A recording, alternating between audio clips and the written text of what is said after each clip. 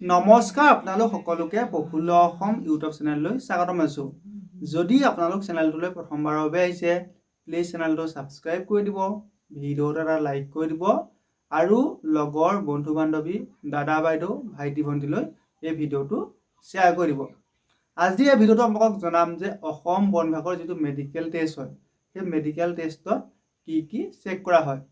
এতিয়া আপোনালোকৰ যিসকলে নতুন এডভাৰটাইজমেণ্টৰ বাবে অপেক্ষা কৰি আছিল, বিশেষকৈ অসম বন বিভাগৰ নতুন এডভাৰটাইজমেণ্টৰ বাবে অপেক্ষা কৰি আছিল, তেওঁলোকৰ বাবে বহুত এটা ভাল খবৰ। অসম বন বিভাগৰ ফালৰ পৰা নতুনকৈ 6টা বিভাগত আপোনালোকৰ forester grade 1, forest guard, AFPF, game watcher, driver আৰু ড্ৰাইভাৰ কনষ্টেবলত বহুখিনি নতুন পদ মুকলি হৈছে। গতিকে যিসকলে এইখিনি পদত এপ্লাই কৰিম বুলি ভাবি আছে তেওঁলোকে সোনকালে এপ্লাই কৰি দিয়ক, কিয়নো আপোনালোকৰ এপ্লাই লাষ্ট ডেটৰ ফালে ছাৰ্ভাৰৰ প্ৰব্লেম হয়। গতিকে আপোনালোকে পৰাখিনি পক্ষত সোনকালে এপ্লাই কৰিবলৈ চেষ্টা কৰক।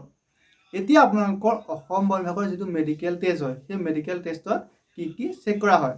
আপোনালোকৰ অসম বন বিভাগৰ নতুনকৈ যি 6টা বিভাগত পদ মুকলি হৈছে সেইখিনি পদৰ বাবে আপোনালোকৰ যিটো ফিজিকেল টেষ্ট হ'ব সেই ফিজিকেল টেষ্টত এবাৰ দৌৰিলে হৈ যাব। আপুনি ড্ৰাইভাৰৰ কাৰণে বেলেগকৈ নাইবা ফৰেষ্টাৰ গ্ৰেড 1ৰ কাৰণে বেলেগকৈ নাইবা ফৰেষ্ট গাৰ্ড নাইবা AFPFৰ কাৰণে আপুনি বেলেগকৈ দৌৰিব নালাগে। আপোনালোকে 6টা বিভাগৰ বাবে মাত্ৰ এবাৰ দৌৰিলে হৈ যাব। এতিয়া আপোনালোকৰ যিটো ফিজিকেল টেষ্ট হ'ব সেই ফিজিকেল টেষ্টৰ দিনা আপোনালোকৰ যেতিয়া ৰানিং লং জাম্প হৈ যাব তাৰপিছতহে আপোনালোকৰ মেডিকেল টেষ্ট হ'ব। সেই মেডিকেল টেষ্টত কি চেক কৰা হয়। এতিয়া আপোনালোকৰ যিটো মেডিকেল টেষ্ট হয় সেই মেডিকেল টেষ্টটো আপোনালোকৰ ইমানো হাৰ্ড নহয়। আপোনালোকৰ ধৰি লওক SSC GD নাইবা ইণ্ডিয়ান আৰ্মি যিটো মেডিকেল টেষ্ট হয় সেই মেডিকেল টেষ্টতকৈ বহুত ইজি হয়। আৰু আপোনালোকৰ অসম আৰক্ষী যিটো মেডিকেল টেষ্ট সেই মেডিকেল টেষ্টতে ছেম হয়। এতিয়া যিসকলে অসম আৰক্ষী মেডিকেল টেষ্ট দিছে তেওঁলোকে যদি অসম আৰক্ষী মেডিকেল টেষ্টত পাছ কৰিছে তেন্তে তেওঁলোকে আসাম ফৰেষ্টৰ যিটো মেডিকেল টেষ্ট হ'ব সেই তাতো ধুনীয়াকৈ পাছ কৰি যাব। গতিকে আপোনালোকে ইমান বেছি চিন্তা কৰিব নালাগে। এতিয়া যিসকলে প্ৰথম ইণ্টাৰভিউ দিব তেওঁলোকে ভাবি আছে যে মেডিকেল টেষ্টত কি চেক কৰিব। আপোনালোকৰ যিটো মেডিকেল টেষ্ট হয় সেই মেডিকেল টেষ্টত প্ৰথমতে চাই চকুকেইটা। আপোনালোকৰ চকুকেইটা ভালদৰে চাই। চকুকেইটা আপোনালোকৰ 3টা ষ্টেপত চাই। আপোনালোকৰ যিটো ফাৰ্ষ্ট ষ্টেপ সেইটো হৈছে আপোনালোকৰ ডিষ্টেঞ্চ ভিজন চেক।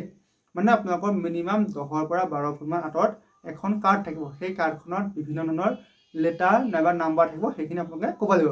মই স্ক্ৰীণত আপোনালোকৰ কাৰ্ডখন দেখুৱাইছোঁ। আপোনালোকৰ এনেকুৱা এখন কাৰ্ড থাকিব, সেই কাৰ্ডখনত থকা যিসমূহ আপোনালোকৰ লেটাৰ আছে নাইবা যিসমূহ নাম্বাৰ আছে আপোনালোকে প্ৰথমে এনেকৈ এটা চকু বন্ধ কৰি আপোনালোকে এটা চকুৰে ক'ব লাগিব, আকৌ এনেকৈ এটা চকু বন্ধ কৰি আপোনালোকে ইটো চকুৰে ক'ব লাগিব। তাৰপিছত আপোনালোকৰ চাব কালাৰ ব্লাইণ্ডনেছ চেক। আপোনালোকৰ কালাৰ ব্লাইণ্ডনেছ যিটো চেক সেইটো আপোনালোকৰ এখন কালাৰ ব্লাইণ্ডনেছৰ বুক পায়। মই স্ক্ৰীণত দেখাই দিছোঁ। আপোনালোকৰ তাত নাম্বাৰ থাকিব নাইবা তাত এনিমেল থাকিব নাইবা আপোনালোকৰ কিছুমান চিহ্ন থাকে। সেইসমূহৰ মাজে মাজে আপুনি যিসমূহ চিহ্ন আছে নাইবা আপোনালোকৰ যিসমূহ এনিমেল আছে আপোনাৰ হাতটো এনেকৈ ঘূৰাব লাগিব। আপোনালোকৰ বুকখন দি দিব মিনিমাম আপোনালোকৰ 2.5 পৰা 3 ফুটমান আঁতৰত দিয়া। তাৰপিছত আপোনালোকৰ তাত যিসমূহ নাম্বাৰ আছে সেইখিনি ক'ব লাগিব। মই স্ক্ৰীণত আপোনালোকক দেখাই দিছোঁ। তেনেকুৱা এখন কাৰ্ড থাকিব। ধৰি লওক আপোনালোকৰ ইয়াত যিখিনি এটা নাম্বাৰ আছে সেই নাম্বাৰকেইটা আপোনালোকে ক'ব লাগিব। তাৰপিছত আপোনালোকৰ চাই চকুৰ পিন পইণ্ট চেক। এতিয়া আপোনালোকৰ যিটো পিন পইণ্ট সেইটো মানে হৈছে আপোনালোকৰ এনেকৈ এটা কাঠ পেঞ্চিল দিব নাইবা এটা পেন নাইবা হাতৰ আঙুল দিব। সেই হাতৰ আঙুলটো যিফালে ঘূৰাই আপোনালোকে সেইফালে চকুৰ মণিটো ঘূৰাব লাগে। তাৰপিছত আপোনালোকৰ চাব হাত দুটা। আপোনালোকৰ হাত দুটা আগলৈকে ফিট কৰিব লাগিব। যদিহে আপোনালোকৰ এই দুটা লাগি যায় তেন্তে আপুনি আনফিট কৰিব।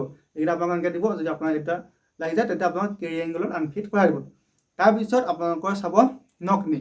নকনি আপোনালোকৰ ভৰি আঁঠু দুটা লগ খাবলৈ দিব। যদি আপোনালোকৰ আঁঠু দুটাৰ মাজেদি আপোনালোকক কেতিয়াবা এবাৰ স্কেল সোমাই দিয়ে নাইবা আপোনালোকৰ এনেও চাই যদি আপোনালোকৰ আঁঠু দুটা লাগি গৈছে তেন্তে আপুনি আনফিট বা আপোনাৰ যদি জোখতকৈ বেছি মেল খাইছে, ভৰিকেইটা আপোনালোকৰ ধৰি বেছি মেল খায় তেতিয়াও আনফিট। এতিয়া আপোনালোকৰ যিসকলৰ নকনি সমস্যা আছে সেই নকনি সমস্যাৰ ওপৰত মই আগতেও এটা ভিডিঅ' বনাইছোঁ, আকৌ এটা ভিডিঅ' বনাম। আপোনালোকে যদি নকনি সমস্যা আছে তেন্তে কমেণ্ট কৰিব নাইবা মোৰ যিটো ইনষ্টাগ্ৰাম ID প্ৰফুল্ল অসম তাত গৈ আপুনি পাৰ্চনেলি মেছেজ কৰিব। মই আপোনালোকক নকনি সমস্যা ঘৰতে কেনেকৈ দূৰ কৰিব পাৰি মই আপোনাক ভালদৰে বুজাই দিম। তাৰপিছত আপোনালোকৰ চাব ভেৰিকাছ ভেন। ভেৰিকাছ ভেন মানে হৈছে আপোনালোকৰ ভৰিত যেতিয়া কলাফুল আছে সেই কলাফুলৰ পাছফালে আপোনালোকৰ কিছুমান শিৰা আপোনালোকৰ ওপৰতে ওলাই যায়। আপোনালোকৰ কিছুমানৰ জন্মগতভাৱে থাকে আৰু কিছুমানৰ বেছিকৈ দৌৰা হ'ব ভেৰিকাছ ভেন হয়। গতিকে আপোনালোকৰ যিসকলৰ ভেৰিকাছ ভেন আছে তেওঁলোকে ডক্টৰৰ পৰামৰ্শ ল'লে 1 নাইবা 2 মাহত ধুনীয়াকৈ ঠিক হৈ যাব। আপোনালোকৰ অসম বন বিভাগৰ যিটো মেডিকেল টেষ্ট হয় সেই মেডিকেল টেষ্টত ইমানখিনিয়ে চায়। বিশেষকৈ চকুকেইটা চাব, তাৰপিছত আপোনালোকৰ হাত দুটা চাই, নকনি চাই আৰু ভেৰিকাছ ভেন চায়। তাৰ বাহিৰে আপোনালোকৰ কোনো নাচায়। এতিয়া আপোনালোকৰ ল'ৰাৰ ক্ষেত্ৰত আৰু ছোৱালীৰ ক্ষেত্ৰত আপোনালোক সকলোৱে যিটো মেডিকেল যাব সেই মেডিকেল টেষ্টত এইকেইটাই চায়। আৰু আপোনালোকৰ যদি মেডিকেল টেষ্টৰ বিষয়ে কিবা জানিব লগা থাকে তেন্তে মোৰ যিটো ইনষ্টাগ্ৰাম ID প্ৰফুল্ল অসম তাৰ গৈ আপুনি মেছেজ কৰিব। যদি আপোনাৰ কিবা পাৰ্চনেল কথা জানিব বিচাৰে তেনে মোক মেছেজ কৰিব, মই আপোনালোকক সকলোখিনি ভালদৰে বুজাই দিম। ধন্যবাদ।